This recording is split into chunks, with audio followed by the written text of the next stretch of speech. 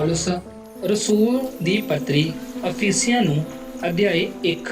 ਪਵਿੱਤਰ ਆਤਮਾ ਦੀ ਮੋਹਰ, ਮਸੀਹ ਦੀ ਅੰਤ ਉੱਚੀ ਪਦਵੀ।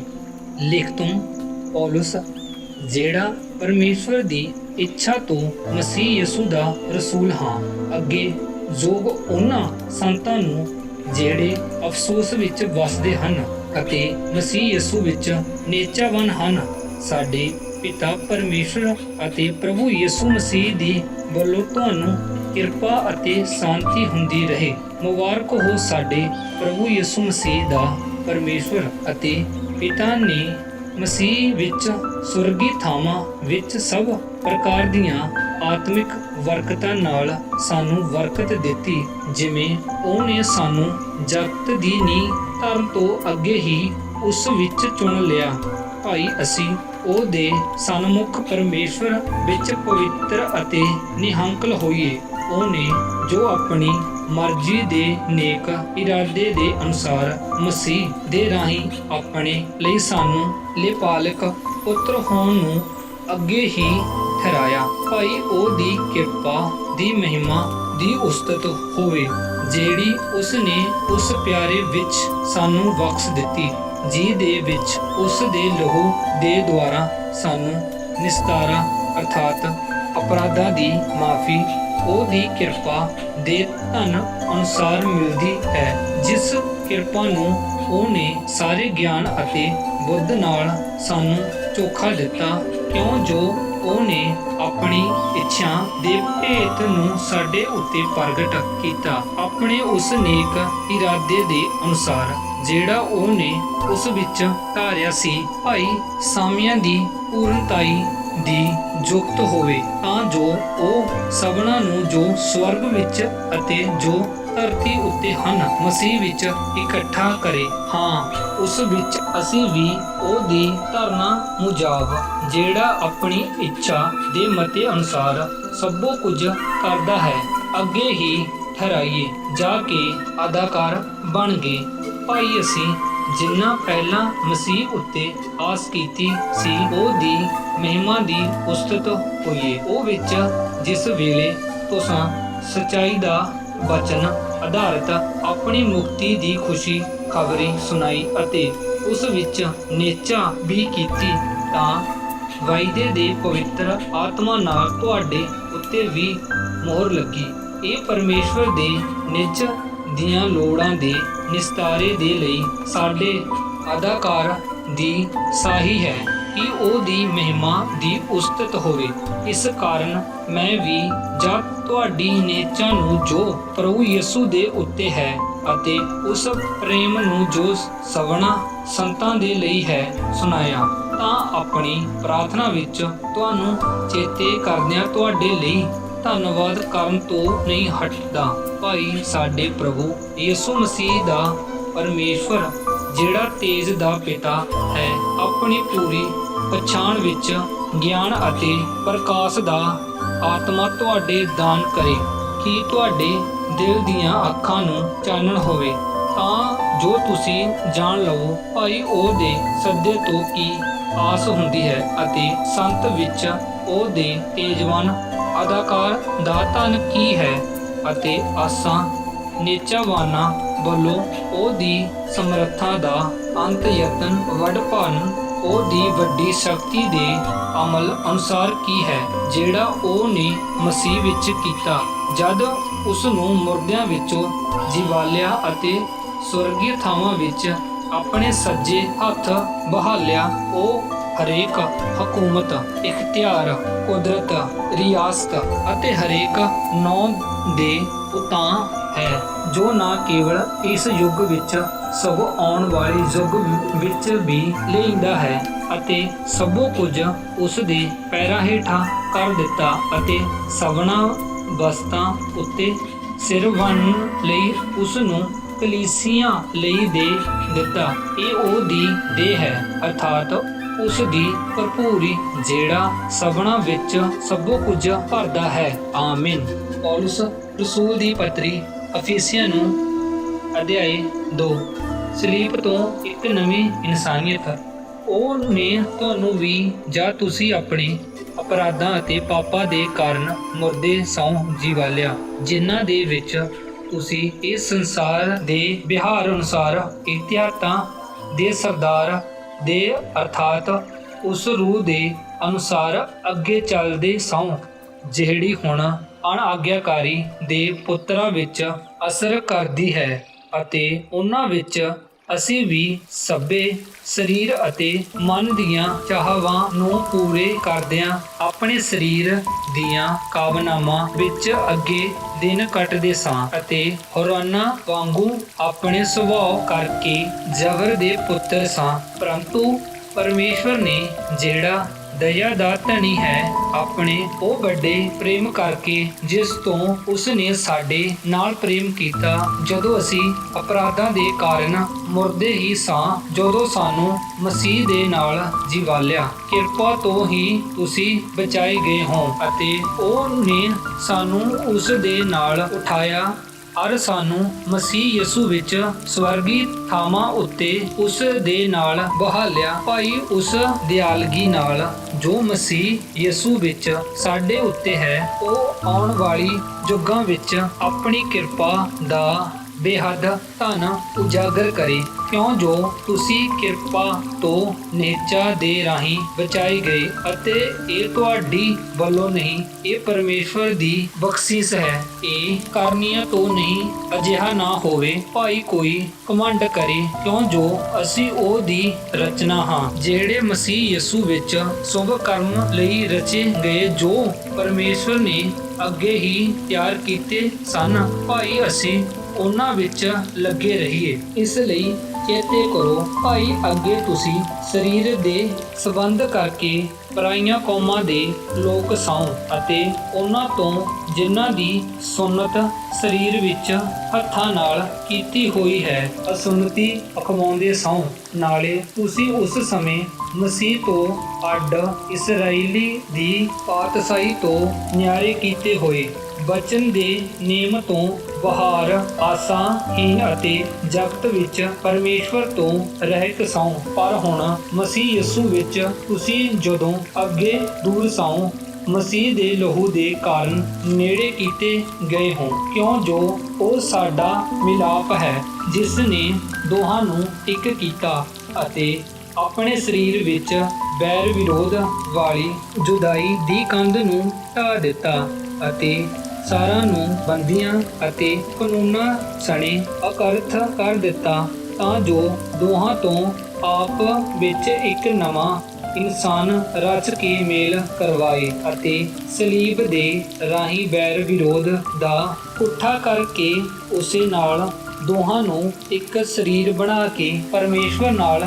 ਮਿਲਾਵੇ, ਅਤੇ ਉਸ ਨੇ ਆਣ ਕੇ ਤੁਹਾਨੂੰ ਜਿਹੜੇ ਦੂਰ ਸੌਂ ਮਿਲਾਪ ਦੀ, ਅਤੇ ਉਹਨਾਂ ਨੂੰ ਜਿਹੜੇ ਨੇੜੇ ਸਨ ਮਿਲਾਪ ਦੀ ਖੁਸ਼ਖਬਰੀ ਸੁਣਾਈ, ਕਿਉਂ ਜੋ ਉਸ ਦੇ ਦੁਆਰਾ ਇੱਕੋ ਆਤਮਾ ਵਿੱਚ ਪਿਤਾ ਵੱਲ ਅਸਾਂ ਦੋਹਾਂ ਦੀ ਹੋਈ ਹੁੰਦੀ ਹੈ। ਸੋ ਹੁਣ ਤੁਸੀਂ ਓਪਰੇ ਅਤੇ ਪਰਦੇਸੀ ਨਹੀਂ, ਸਗੋਂ ਸੰਤਾਂ ਦੇ ਵਤਨੀ ਅਤੇ ਪਰਮੇਸ਼ਵਰ ਦੇ ਘਰਾਣੇ ਦੇ ਹੋ, ਅਤੇ ਰਸੂਲ ਅਤੇ ਨਵੀਆਂ ਦੀ ਨੀਂਹ ਉੱਤੇ ਬਣਾਏ ਹੋਏ ਹੋ, ਜਿਹਦੇ ਕੁੱਜੇ ਦਾ ਪੱਥਰ ਆਪ ਮਸੀਹ ਯਿਸੂ ਹੈ, ਜਿਹਦੇ ਵਿੱਚ ਸਾਰੀ ਇਮਾਰਤ ਇੱਕ ਸੰਗ ਜੁੜ ਕੇ ਪ੍ਰਭੂ ਵਿੱਚ ਪਵਿੱਤਰ ਹੇਕਲ ਬਣਾਈ ਜਾਂਦੀ ਹੈ।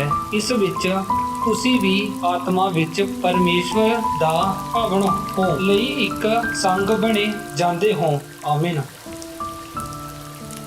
ਪੌਲੁਸ ਰਸੂਲ ਦੀ ਪੱਤਰੀ ਅਫੀਸੀਆਂ ਨੂੰ ਅਧਿਆਇ 3। ਪਰਾਈਆਂ ਕੌਮਾਂ ਵਿੱਚ ਪੌਲੁਸ ਦੀ ਸੇਵਾ।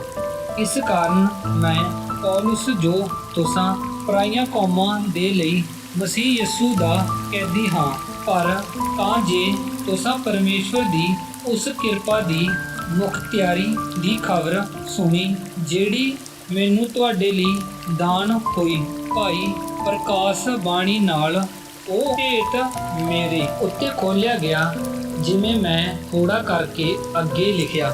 ਇਸ ਤੋਂ ਤੁਸੀਂ ਪੜ੍ਹ ਕੇ ਜਾਣ ਸਕਦੇ ਹੋ ਜੋ ਮਸੀਹ ਦੇ ਭੇਤ ਵਿੱਚ ਮੇਰੀ ਸਮਝ ਕਿੰਨੀ ਹੈ।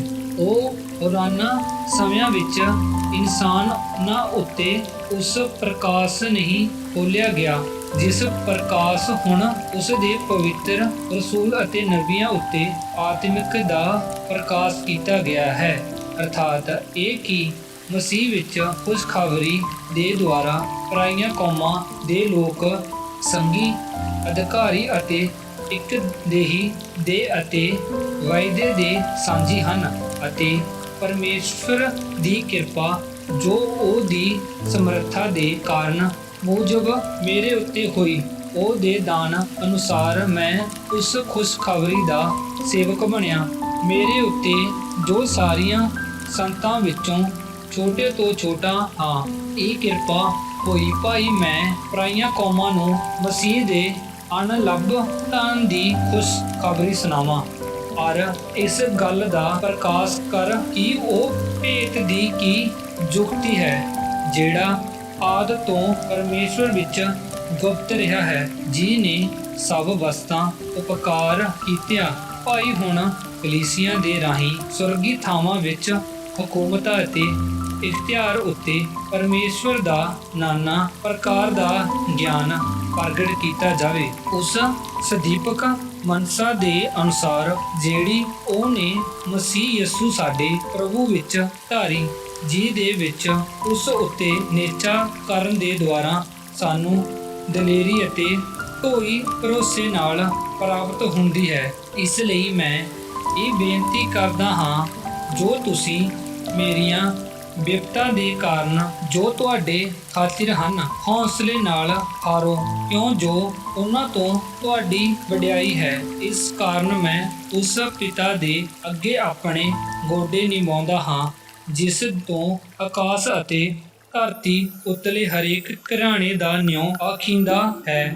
ਭਾਈ ਉਹ ਆਪਣੇ ਪ੍ਰਤਾਪ ਦੇ ਧਨ ਅਨੁਸਾਰ ਤੁਹਾਨੂੰ ਇਹ ਦਾਨ ਕਰੇ ਜੋ ਤੁਸੀਂ ਉਸ ਦੇ ਆਤਮਿਕ ਦੇ ਰਾਹੀਂ ਅੰਦਰੂਲੀ ਇਨਸਾਨੀਅਤ ਵਿੱਚ ਸਮਰੱਥਾ ਨਾਲ ਬਲਵੰਤ ਬਣੋ ਕਿ ਮਸੀਹ ਤੁਹਾਡਿਆਂ ਮਨਾਂ ਵਿੱਚ ਨੇਚਾ ਦੇ ਦੁਆਰਾ ਬਸੇ ਤਾਂ ਜੋ ਪਰਮੇਸ਼ਰ ਵਿੱਚ ਛੱਡ ਕੇ ਤੁਸੀਂ ਸਾਰੇ ਸੰਤਾਂ ਸਣੇ ਇਸ ਗੱਲ ਨੂੰ ਚੰਗੀ ਤਰ੍ਹਾਂ ਸਮਝ ਸਕੋ। ਭਾਈ ਕਿੰਨੀ ਹੀ ਚੌੜਾਈ, ਲੰਬਾਈ, ਉਚਾਈ ਅਤੇ ਡੂੰਘਾਈ ਹੈ ਅਤੇ ਮਸੀਹ ਦੇ ਪ੍ਰੇਮ ਨੂੰ ਜੋ ਗਿਆਨ ਤੋਂ ਪਰੇ ਹੈ ਚੰਗੀ ਤਰ੍ਹਾਂ ਜਾਣ ਸਕੇ। ਭਾਈ ਤੁਸੀਂ ਪਰਮੇਸ਼ਵਰ ਦੀ ਸਾਰੀ ਭਰਪੂਰੀ ਤੱਕ ਭਰਪੂਰ ਹੋ ਜਾਓ। ਹੁਣ ਉਹ ਦੀ ਜਿਹੜਾ ਅਜਿਹਾ ਸਮਰੱਥ ਹੈ ਕਿ ਜੋ ਕੁਝ ਅਸੀਂ ਮੰਗਦੇ ਜਾਂ ਸੋਚਦੇ ਹਾਂ ਉਸ ਨਾਲੋਂ ਅੰਤ ਵਧੇਕ ਕਰ ਸਕਦਾ ਹੈ ਉਸ ਸਮਰੱਥਾ ਦੇ ਅਨੁਸਾਰ ਜੋ ਸਾਡੇ ਵਿੱਚ ਉਹ ਹੁੰਦੀ ਹੈ ਕਲੀਸਿਆਂ ਵਿੱਚ ਅਤੇ ਮਸੀਹ ਯਿਸੂ ਵਿੱਚ ਸਾਰੀਆਂ ਪੀੜ੍ਹੀਆਂ ਤੀਕਰ ਜੁਗੋ ਜੁਗ ਉਸ ਦੀ ਵਡਿਆਈ ਹੋਵੇ। ਆਮੀਨ। ਪੌਲੁਸ ਰਸੂਲ ਦੀ ਪੱਤਰੀ ਅਫੀਸੀਆਂ ਨੂੰ ਅਧਿਆਇ 4 ਏਕਤਾ ਦੀ ਲੋੜ ਪੁਰਾਣੀ ਅਤੇ ਨਵੀਂ ਇਨਸਾਨੀਅਤ। ਉਪਰੰਤ ਮੈਂ ਜੋ ਪ੍ਰਭੂ ਦੇ ਨਿਮਿਤ ਕੈਦੀ ਹਾਂ ਤੁਹਾਡੇ ਅੱਗੇ ਇਹ ਬੇਨਤੀ ਕਰਦਾ ਹਾਂ ਜੋ ਤੁਸੀਂ ਇਸ ਸੱਦੇ ਨਾਲ ਸੱਦੇ ਹੋਏ ਹੋ ਉਸ ਦੇ ਯੋਗ ਚਾਲ ਚੱਲੋ ਅਰਥਾਤ ਪੂਰਨ ਅਧੀਨਗੀ, ਨਰਵਾਈ ਅਤੇ ਧੀਰਜ ਸਹਿਤ ਪ੍ਰੇਮ ਨਾਲ ਇੱਕ ਦੂਜੇ ਦੀ ਸਹਿ ਲਵੋ ਅਤੇ ਮਿਲਾਪ ਦੇ ਬੰਧਨ ਵਿੱਚ ਆਤਮਾ ਦੀ ਏਕਤਾ ਦੀ ਪਾਲਣਾ ਕਰਨ ਦਾ ਯਤਨ ਕਰੋ। ਇੱਕੋ ਦੇਹੀ ਅਤੇ ਇੱਕੋ ਆਤਮਾ ਹੈ ਜਿਵੇਂ ਤੁਸੀਂ ਵੀ ਆਪਣੇ ਸੱਦੇ ਦੀ ਇੱਕੋ ਆਸ ਵਿੱਚ ਸੱਦੇ ਗਏ। ਇੱਕੋ ਪ੍ਰਭੂ, ਇੱਕੋ ਨੇਚਾ, ਇੱਕੋ ਬਪਤਿਸਮਾ ਹੈ, ਇੱਕੋ ਪਰਮੇਸ਼ਵਰ ਅਤੇ ਪਿਤਾ ਸਭਨਾਂ ਦਾ ਹੈ ਜਿਹੜਾ ਸਭਨਾਂ ਦੇ ਉੱਤੇ, ਸਭਨਾਂ ਦੇ ਵਿੱਚ ਅਤੇ ਸਭਨਾਂ ਦੇ ਅੰਦਰ ਹੈ। ਪਰ ਅਸਾਂ ਵਿੱਚੋਂ ਹਰੇਕ ਉੱਤੇ ਮਸੀਹ ਦੇ ਦਾਨ ਦੇ ਅੰਤਾਜੇ ਦੇ ਅਨੁਸਾਰ ਕਿਰਪਾ ਕੀਤੀ ਗਈ। ਇਸ ਲਈ ਉਹ ਆਖਦਾ ਹੈ ਜਾਂ ਉਹ ਉਤਾਂ ਨੂੰ ਚੜ੍ਹਿਆ, ਉਹ ਵੰਦਨ ਨੂੰ ਵੰਨ ਲਿਆ ਅਤੇ ਮਨੁੱਖਾਂ ਨੂੰ ਦਾਨ ਦਿੱਤੇ। ਉਹ ਇਸ ਗੱਲ ਦਾ ਭਾਈ ਉਹ ਚੜ੍ਹਿਆ ਇਸ ਤੋਂ ਬਿਨਾਂ ਹੋਰ ਕੀ ਲਾਭ ਹੈ, ਜੋ ਉਹ ਧਰਤੀ ਦੇ ਹੇਠਲੀਆਂ ਥਾਵਾਂ ਵਿੱਚ ਉਤਰਿਆ ਵੀ ਸੀ।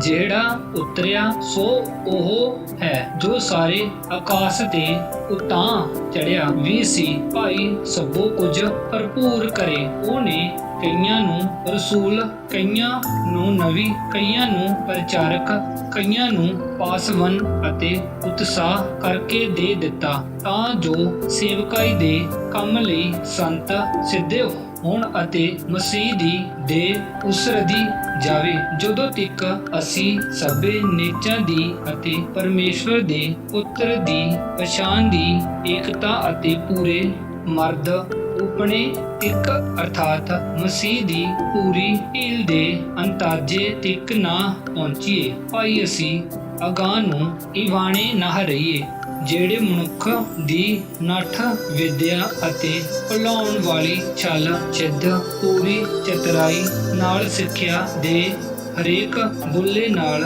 ਉੱਪਰ ਢੋਲਦੇ ਫਿਰਦੇ ਹਨ। ਸਗੋਂ ਅਸੀਂ ਪਰਮੇਸ਼ਵਰ ਨਾਲ ਸੱਚ ਕਮਾਉਂਦਿਆਂ ਹੋਇਆਂ ਉਸ ਵਿੱਚ ਜੋ ਸਿਰ ਹੈ ਅਰਥਾਤ ਮਸੀਹ ਵਿੱਚ ਹਰ ਤਰ੍ਹਾਂ ਵਧਦੇ ਜਾਈਏ, ਜਿਸ ਤੋਂ ਸਾਰੀ ਦੇ ਹਰੇਕ ਜੋੜ ਦੀ ਮਦਦ ਨਾਲ ਠੀਕ ਜੁੜ ਕੇ ਅਤੇ ਇੱਕ ਸੰਗ ਮਿਲ ਕੇ ਇੱਕ ਅੰਗ ਦੇ ਵੱਲ ਕੰਮ ਕਰਨ ਅਨੁਸਾਰ ਆਪਣੇ ਆਪ ਨੂੰ ਵਧਾਈ ਜਾਂਦਿਆ ਹੈ। ਭਾਈ ਉਹ ਪ੍ਰੇਮ ਵਿੱਚ ਆਪਣੀ ਉਸਾਰੀ ਕਰੇ। ਉਪਰੰਤ ਮੈਂ ਇਹ ਆਖਦਾ ਹਾਂ ਅਤੇ ਪ੍ਰਭੂ ਵਿੱਚ ਗਵਾਹ ਹੋ ਕੇ ਤਾਕੀਦ ਕਰਦਾ ਹਾਂ, ਜੋ ਤੁਸੀਂ ਅਗਾਂਹ ਨੂੰ ਅਜਿਹੀ ਚਾਲ ਨਾ ਚੱਲੋ ਜਿਵੇਂ ਪਰਾਈਆਂ ਕੌਮਾਂ ਵੀ ਆਪਣੀ ਬੁੱਧ ਦੇ ਵਿਅਰਥਪੁਣੇ ਨਾਲ ਚੱਲਦੀਆਂ ਹਨ। ਉਹਨਾਂ ਦੀਆਂ ਬੁੱਧ ਹਨੇਰੀ ਹੋਈ ਹੈ ਅਤੇ ਉਸ ਅਗਿਆਨ ਦੇ ਕਾਰਨ ਜੋ ਉਹਨਾਂ ਵਿੱਚ ਹੈ ਅਤੇ ਆਪਣੇ ਮਨ ਦੀ ਕਠੋਰਤਾ ਦੇ ਕਾਰਨ ਉਹ ਪਰਮੇਸ਼ਵਰ ਦੇ ਜੀਵਨ ਤੋਂ ਅੱਡ ਹੋਏ ਹਨ। ਉਹਨਾਂ ਨੇ ਸੁੰਨ ਹੋ ਕੇ ਆਪਣੇ ਆਪ ਨੂੰ ਲੁੱਚਪਣੇ ਦੇ ਹੱਥ ਸੌਂਪ ਦਿੱਤਾ। ਭਾਈ ਹਰ ਪੱਥ ਦੇ ਗੰਦੇ ਕੰਮ ਚੋਪ ਨਾਲ ਕਰਨ, ਪਰ ਤੁਸੀਂ ਮਸੀਹ ਦੀ ਅਜਿਹੀ ਸਿੱਖਿਆ ਨਾ ਪਾਈ। ਜੇ ਤੁਸਾਂ ਕਿਤੇ ਉਹਦੀ ਸੁਣੀ ਅਤੇ ਜਿਵੇਂ ਸੱਚਾਈ ਯਿਸੂ ਵਿੱਚ ਹੈ ਤਿਵੇਂ ਉਸ ਵਿੱਚ ਤੁਸੀਂ ਸਿਖਾਏ ਗਏ ਹੋ।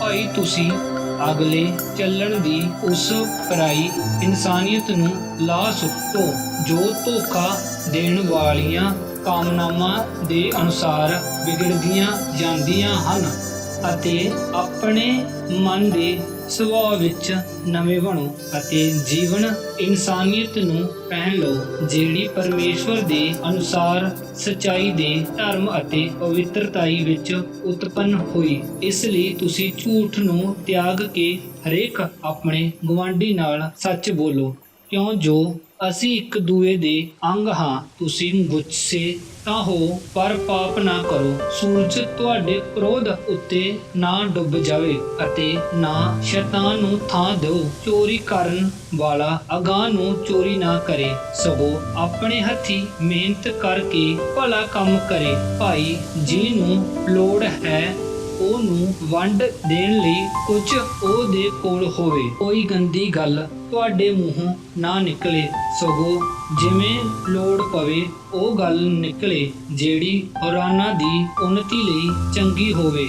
ਭਾਈ ਸੁਣਨ ਵਾਲਿਆਂ ਉੱਤੇ ਕਿਰਪਾ ਹੋਵੇ ਅਤੇ ਪਰਮੇਸ਼ਵਰ ਦੇ ਪਵਿੱਤਰ ਆਤਮਾ ਨੂੰ ਜੀ ਦੇ ਨਾਲ ਨਿਸਤਾਰੇ ਦੇ ਦਿਨ ਤੱਕ ਤੁਹਾਡੇ ਉੱਤੇ ਮੋਹਰ ਲੱਗੀ ਹੋਈ ਹੈ। ਉਸਤਾਦ ਨਾ ਕਰੋ। ਸਭ ਕੁੜਤਨ, ਕ੍ਰੋਧ, ਪਾਪ, ਰੌਲਾ ਅਤੇ ਦੁਰਵਚਨ ਸਾਰੀਆਂ ਬੁਰਾਈਆਂ ਸਣੇ ਤੁਹਾਥੋਂ ਦੂਰ ਹੋਵੇ ਅਤੇ ਤੁਸੀਂ ਇੱਕ ਦੂਏ ਉੱਤੇ ਕਿਰਪਾਵਾਨ ਅਤੇ ਤਰਸਵਾਨ ਹੋ ਅਤੇ ਇੱਕ ਦੂਏ ਨੂੰ ਮਾਫ ਕਰੋ, ਜਿਵੇਂ ਪਰਮੇਸ਼ਵਰ ਨੇ ਵੀ ਮਸੀਹ ਵਿੱਚ ਤੁਹਾਨੂੰ ਮਾਫ ਕੀਤਾ। ਆਮੀਨ।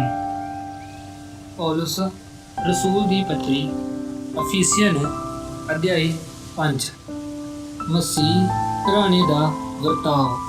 ਸੋ ਤੁਸੀਂ ਪਿਆਰੀਆਂ ਪੁੱਤਰਾਂ ਵਾਂਗ ਪਰਮੇਸ਼ਵਰ ਦੀ ਰੀਸ ਕਰੋ ਅਤੇ ਪ੍ਰੇਮ ਨਾਲ ਚੱਲੋ, ਜਿਵੇਂ ਮਸੀਹ ਨੇ ਵੀ ਤੁਹਾਡੇ ਨਾਲ ਪ੍ਰੇਮ ਕੀਤਾ ਅਤੇ ਸਾਡੇ ਲਈ ਆਪਣੇ ਆਪ ਨੂੰ ਪਰਮੇਸ਼ਵਰ ਦੇ ਅੱਗੇ ਭੇਟ ਅਤੇ ਬਲੀਦਾਨ ਕਰਕੇ ਧੂਪ ਦੀ ਸੁਗੰਧ ਲਈ ਦੇ ਦਿੱਤਾ। ਪਰ ਹਰਾਮਕਾਰੀਆਂ ਅਤੇ ਹਰ ਪਤ ਦੇ ਗੰਦੇ ਮੰਦ ਅਥਵਾ ਲੋਕਾਂ ਦਾ ਤੁਹਾਡੇ ਵਿੱਚ ਨਾਂ ਵੀ ਨਾ ਹੋਵੇ, ਜਿਵੇਂ ਸੰਤਾਂ ਨੂੰ ਯੋਗ ਹੈ, ਅਤੇ ਨਾ ਬੇਸ਼ਰਮੀ ਨਾਲ ਮੁੜ ਵਚਨ ਅਥਵਾ ਠੱਠੇਬਾਜ਼ੀ ਜੋ ਅਯੋਗ ਹਨ। ਪਰ ਧੰਨਵਾਦ ਉਹ ਹੋਇਆ ਕਿ ਕਿਉਂ ਜੋ ਤੁਸੀਂ ਇਸ ਗੱਲ ਨੂੰ ਪੱਕ ਜਾਂਦੇ ਹੋ, ਭਾਈ ਕਿਸੇ ਹਰਾਮਕਾਰ ਜਾਂ ਭ੍ਰਿਸ਼ਟ ਜਾਂ ਭੋਲੀ ਮਨੁੱਖ ਨੂੰ ਜੋ ਮੂਰਤੀ ਪੂਜਕ ਹੈ, ਮਸੀਹ ਅਤੇ ਪਰਮੇਸ਼ਵਰ ਦੇ ਰਾਜ ਵਿੱਚ ਅਧਿਕਾਰ ਨਹੀਂ। ਕੋਈ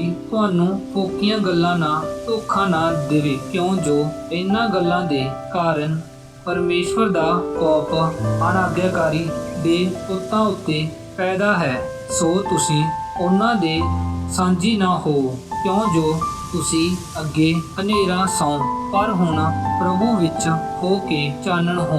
ਤੁਸੀਂ ਚਾਨਣ ਦੇ ਪੁੱਤਰਾਂ ਵਾਂਗ ਚੱਲੋ। ਚਾਨਣ ਦਾ ਫਲ ਹਰ ਭਾਂਤ ਦੀਆਂ ਭਲਾਈ ਅਤੇ ਧਰਮ ਅਤੇ ਸਚਾਈ ਵਿੱਚ ਹੈ, ਅਤੇ ਪਰਖ ਕੇ ਵੇਖੋ ਜੋ ਪਰਮੇਸ਼ਵਰ ਨੂੰ ਕੀ ਭਾਉਂਦਾ ਹੈ, ਅਤੇ ਹਨੇਰੇ ਦੇ ਅਫਲ ਕਰਜ਼ਾ ਵਿੱਚ ਸਾਂਝੀ ਨਾ ਹੋ, ਪਰ ਉਸ ਨੂੰ ਨੰਗਿਆ ਕਰੋ, ਕਿਉਂਕਿ ਜਿਹੜੇ ਕੰਮ ਗੁਪਤ ਵਿੱਚ ਉਹਨਾਂ ਤੋਂ ਹੁੰਦੇ ਹਨ, ਉਹਨਾਂ ਦੀਆਂ ਗੱਲਾਂ ਕੀਤੀਆਂ ਵੀ ਸ਼ਰਮ ਆਉਂਦੀਆਂ ਹੈ, ਪਰ ਸਾਰੀਆਂ ਗੱਲਾਂ ਜਾਂ ਉਹਨਾਂ ਨੂੰ ਨੰਗਿਆ ਕਰ ਸੁੱਟੀ ਦਾ ਹੈ ਤਾਂ ਚਾਨਣ ਤੋਂ ਪ੍ਰਗਟ ਹੋ ਜਾਂਦੀਆਂ ਹਨ, ਕਿਉਂ ਜੋ ਹਰੇਕ ਗੱਲ ਜੋ ਪ੍ਰਗਟ ਹੁੰਦੀ ਹੈ ਸੋ ਚਾਨਣ ਹੈ। ਇਸ ਲਈ ਉਹ ਆਖਿਆ ਜਾਂਦਾ ਹੈ, ਇਹ ਸੁਣੋ ਵਾਲਿਓ, ਜਾਗ ਅਤੇ ਮੁਰਦਿਆਂ ਵਿੱਚੋਂ ਜੀ ਉੱਠ, ਤਾਂ ਮਸੀਹ ਤੇਰੇ ਉੱਤੇ ਚਮਕੇਗਾ। ਸੋ ਚੌਕਸੀ ਨਾਲ ਵੇਖੋ, ਭਾਈ ਤੁਸੀਂ ਇੱਕਰ ਚੱਲਦੇ ਹੋ, ਨਿਰਬੁੱਧ ਵਾਂਗੂ ਨਹੀਂ, ਸਗੋਂ ਬੁੱਧਵਾਨ ਵਾਂਗੂ ਆਪਣੇ ਲਈ ਸਮੇਂ ਨੂੰ ਲਾਭਦਾਇਕ ਕਰੋ। ਇਸ ਲਈ ਜੋ ਦਿਨ ਬੁਰੇ ਹਨ, ਇਸ ਕਾਰਨ ਤੁਸੀਂ ਮੂਰਖ ਨਾ ਹੋਵੋ, ਸਗੋਂ ਸਮਝੋ ਭਾਈ ਪ੍ਰਭੂ ਦੀ ਕੀ ਇੱਛਾ ਹੈ, ਅਤੇ ਮੈਂ ਨਾਲ ਮਸਤ ਨਾ ਹੋਵੋ।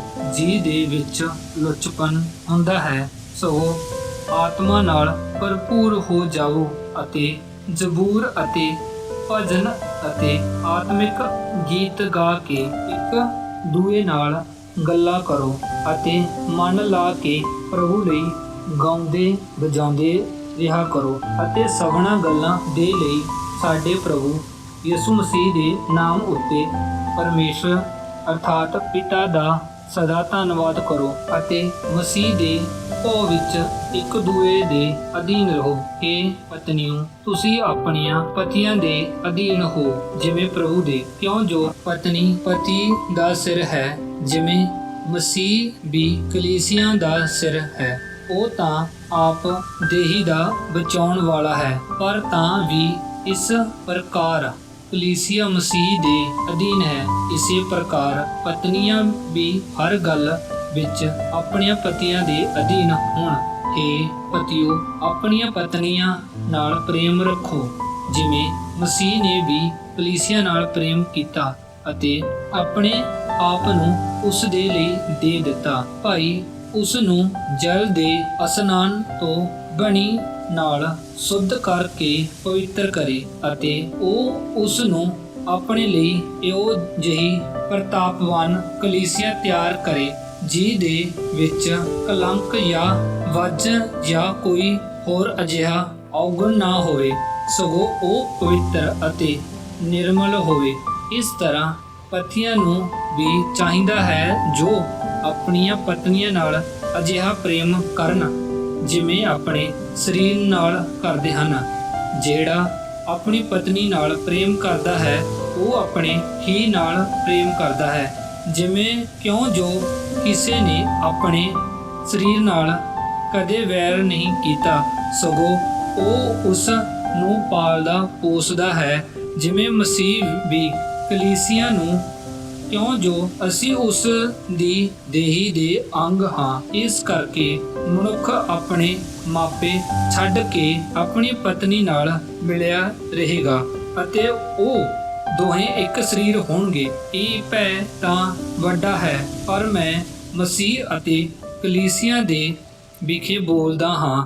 ਪਰ ਤੁਸੀਂ ਵਿੱਚੋਂ ਵੀ ਹਰੇਕ ਆਪਣੀ ਪਤਨੀ ਨਾਲ ਆਪਣੇ ਹੀ ਜਿਹਾ ਪ੍ਰੇਮ ਕਰੋ, ਹਰ ਪਤਨੀ ਆਪਣੇ ਪਤੀ ਦਾ ਮਾਣ ਕਰੇ। ਆਮੀਨ।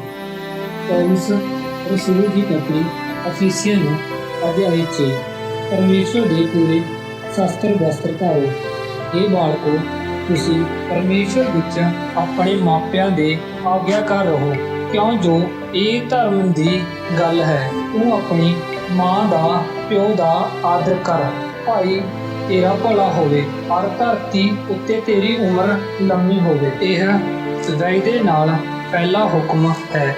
ਅਤੇ ਹੇ ਪਿਆਰਿਓ, ਤੁਸੀਂ ਆਪਣਿਆਂ ਬਾਲਕਾਂ ਦਾ ਕ੍ਰੋਧ ਨਾ ਭੜਕਾਓ, ਸਗੋਂ ਪ੍ਰਭੂ ਦੀ ਸਿੱਖਿਆ ਔਰ ਮੱਤ ਦੇ ਉਹਨਾਂ ਦੀ ਪਾਲਣਾ ਕਰੋ।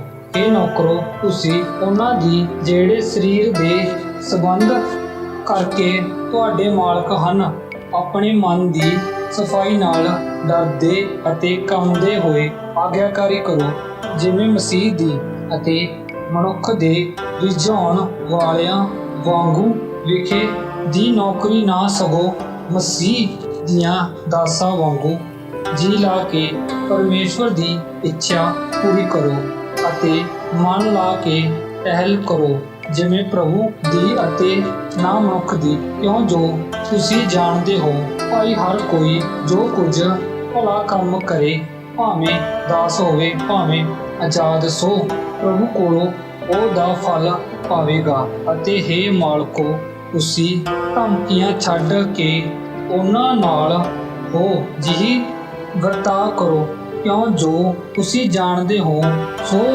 ਸਵਰਗ ਵਿੱਚ ਉਹਨਾਂ ਦਾ ਅਤੇ ਤੁਹਾਡਾ ਦੋਹਾਂ ਦਾ ਮਾਲਕ ਹੈ, ਅਤੇ ਉਹਦੀ ਦਰਗਾਹੇ ਕਿਸੇ ਦਾ ਪੱਖਪਾਤ ਨਹੀਂ ਹੁੰਦਾ। ਮੁਕਤੀ ਗੱਲ ਪ੍ਰਭੂ ਵਿੱਚ ਅਤੇ ਉਸ ਦੀ ਸ਼ਕਤੀ ਦੇ ਪ੍ਰਕਰਮ ਵਿੱਚ ਤਕੜੇ ਹੋ। ਪਰਮੇਸ਼ਵਰ ਦੇ ਸਾਰੇ ਸ਼ਸਤਰ ਵਸਤਰ ਧਾਰੋ, ਤਾਂ ਜੋ ਤੁਸੀਂ ਸ਼ੈਤਾਨ ਦੇ ਛਲ ਛਿੱਦਾਂ ਦੇ ਸਾਹਮਣੇ ਖੁੱਲ੍ਹ ਸਕੋ, ਕਿਉਂ ਜੋ ਸਾਡੀ ਲੜਾਈ ਲਹੂ ਅਤੇ ਮਾਸ ਨਾਲ ਨਹੀਂ, ਸਗੋਂ ਹਕੂਮਤਾਂ, ਇਖਤਿਆਰਾਂ ਅਤੇ ਇਸ ਅੰਧਕਾਰ ਦੇ ਮਹਾਰਾਜਿਆਂ ਅਤੇ ਦੁਸ਼ਟ ਆਤਮਾ ਨਾਲ ਹੁੰਦੀ ਹੈ, ਸੋ ਸਵਰਗੀ ਥਾਵਾਂ ਵਿੱਚ ਹਨ।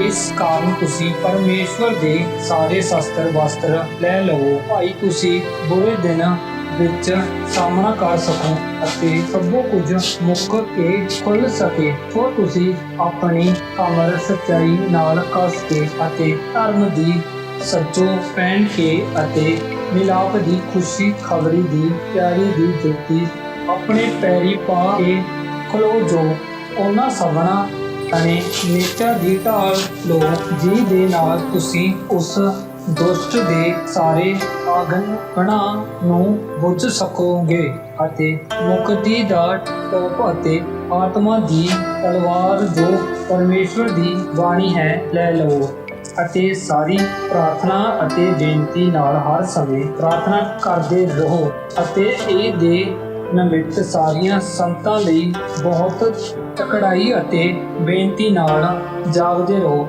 ਅਤੇ ਮੇਰੇ ਲਈ ਵੀ, ਭਾਈ ਜਦ ਆਪਣਾ ਮੂੰਹ ਖੋਲ੍ਹਾਂ ਤਾਂ ਅਜਿਹਾ ਬੋਲਣਾ ਮੈਨੂੰ ਦਿੱਤਾ ਜਾਵੇ ਕਿ ਮੈਂ ਦਲੇਰੀ ਨਾਲ ਖੁਸ਼ਖਬਰੀ ਦਾ ਭੈ ਖੋਲ੍ਹ ਦਿਆਂ। ਜੀ ਦੇ ਲਈ ਮੈਂ ਸੰਗਲਾਂ ਨਾਲ ਜਕੜਿਆ ਹੋਇਆ ਰੁਚੀ ਹਾਂ, ਅਤੇ ਮੈਂ ਉਸ ਵਿੱਚ ਅਜਿਹਾ ਦਲੇਰੀ ਨਾਲ ਬੋਲਾਂ ਜਿਵੇਂ ਮੈਂ ਬੋਲਣਾ ਚਾਹੀਦਾ ਹੈ। ਪਰ ਇਸ ਲਈ ਜੋ ਤੁਸੀਂ ਵੀ ਮੇਰੀ ਬੀਤੀ ਨੂੰ ਜਾਣਦੇ, ਭਾਈ ਮੇਰਾ ਕੀ ਹਾਲ ਚਾਲ ਹੈ, ਉਹ ਕੀ ਕੁਛ ਜਿਹੜਾ ਪਿਆਰਾ ਭਰਾ ਅਤੇ ਪ੍ਰਭੂ ਵਿੱਚ ਹੋ ਕੇ ਮਾਤਵਾਰ ਸੇਵਕ ਹੈ, ਤੁਹਾਨੂੰ ਸਭੇ ਗੱਲਾਂ ਦੱਸੇਗਾ। ਜੀ ਨੂੰ ਮੈਂ ਤੁਹਾਡੇ ਕੋਲ ਇਸੇ ਕਰਕੇ ਘੱਲਿਆ, ਜੋ ਤੁਸੀਂ ਸਾਡੀਆਂ ਬੀਤੀਆਂ ਨੂੰ ਜਾਣੋ ਅਤੇ ਉਹ ਤੁਹਾਡੀਆਂ ਮਨ ਨੂੰ ਦਿਲਾਸਾ ਦੇਵੇ। ਭਰਾਵਾਂ ਤੋਂ ਸ਼ਾਂਤੀ ਅਤੇ ਪ੍ਰੇਮ ਨੇਚਾ ਸਣੇ ਪਿਤਾ ਪਰਮੇਸ਼ਵਰ ਅਤੇ ਪ੍ਰਭੂ ਯਿਸੂ ਮਸੀਹ ਦੇ ਵੱਲ ਹੋਵੇ। ਕਿਰਪਾ ਉਹਨਾਂ ਸਭਨਾਂ ਉੱਤੇ ਹੋਵੇ ਜਿਹੜੇ ਸਾਡੇ ਪ੍ਰਭੂ ਯਿਸੂ ਮਸੀਹ ਨਾਲ ਅਵਿਨਾਸੀ ਪ੍ਰੀਤ ਰੱਖਦੇ ਹਨ। ਆਮੀਨ।